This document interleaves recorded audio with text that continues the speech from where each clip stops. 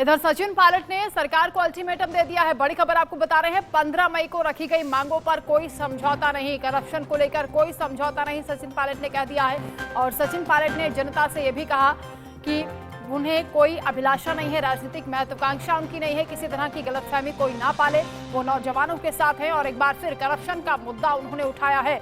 हालांकि ये माना जा रहा था कि अशोक गहलोत और सचिन पायलट में अब सुलह हो गई है, दोबारा इस तरह की बात सामने नहीं आएगी। लेकिन एक बार फिर सचिन पायलट ने सरकार को अल्टीमेटम दे दिया है और कहा कि 15 मई को जो उन्होंने मांगे रखी हैं उस पर कोई समझौता नहीं होने वाला है।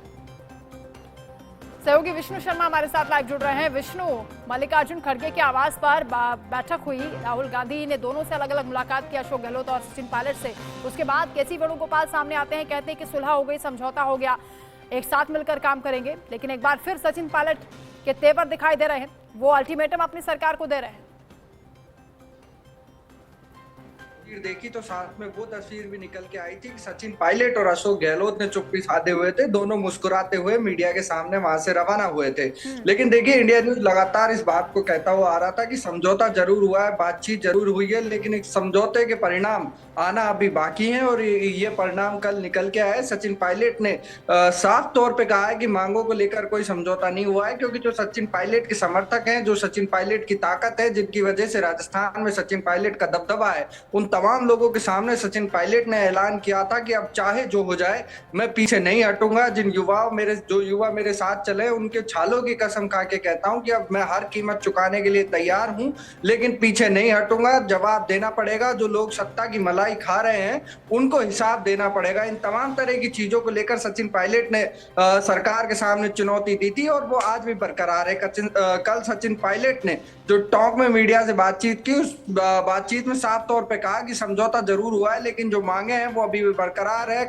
सरकार को बीजेपी में जो भ्रष्टाचार हुआ था उनके खिलाफ, कथाकथित भ्रष्टाचार के खिलाफ कार्रवाई करनी होगी। इन तमाम चीजों को लेकर लगातार सचिन पायलट हमला बोल रहे हैं और समझौते के बाद जब पायलट ने चुप्पी तोड़ी है तो कहीं ना कहीं अभी तक जो समझौता है वो हो नहीं पाया, उन मांगों पर सहमति नहीं बन पाएगी। यही वजह इंडिया न्यूज लगातार कह रहा था कि समझौता जरूर हुआ है, लेकिन पायलट ने जो बातें रखी थी खुले मंच पे लोगों के सामने, पायलट ने ऐलान किया था, सरकार को खुली चुनौती दी थी, उस पर अभी तक कोई फैसला नहीं लिया गया। इन तमाम चीजों को लेकर अभी गतिरोध जारी है। सचिन पायलट और अशोक गहलोत के बीच राजनीतिक महत्वाकांक्षा नहीं है, ये बात कह रहे हैं सचिन पायलट। सुलह समझौता किस बात को लेकर हुआ फिर?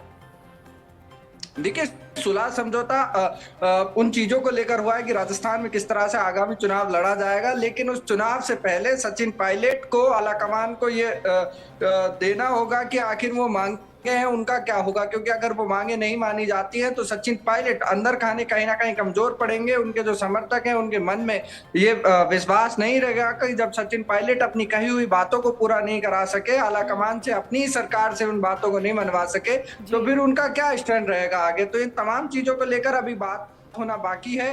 बात उस चीज को लेकर हुई है कि राजस्थान में चुनाव कैसे लड़ा जाए, बीजेपी से किस तरह से लड़ा जाए, लेकिन सचिन पायलट लगातार अपनी मांगों को लेकर अड़े हुए हैं। जी बिल्कुल विष्णु, यानी अभी अपनी सरकार की मुश्किलें सचिन पायलट आगे भी बढ़ाने वाले हैं।